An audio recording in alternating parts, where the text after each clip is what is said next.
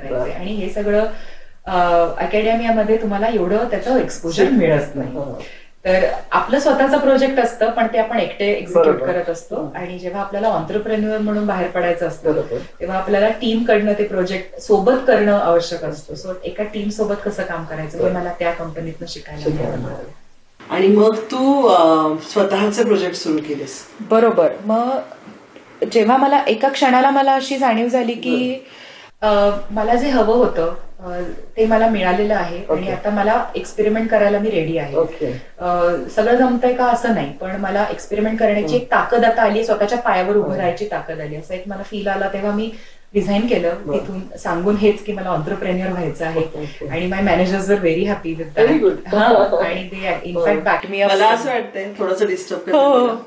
मला आवडलं हे कारण कसं आहे बेसिक आपण रिसर्च म्हणलो आम्ही आमच्या दृष्टीनं रिसर्च म्हणजे नुसत्याच लॅबमध्ये जायचं आणि काम करायचं आणि त्याच्या संदर्भातला एंटरप्रेन्युअल ऍटिट्यूड हा येणं तेवढाच गरजेचं आहे आणि तो मला वाटतं ते कॉम्बिनेशन फार छान ठरेल फॉर युअर फ्युचर. करेक्ट. बरोबर. म्हणजे हे खरं तर आपल्या समोरच्या तरुण मित्रमैत्रिणींनी याचा जरूर विचार करावा. कारण कंपनीत काम करत असताना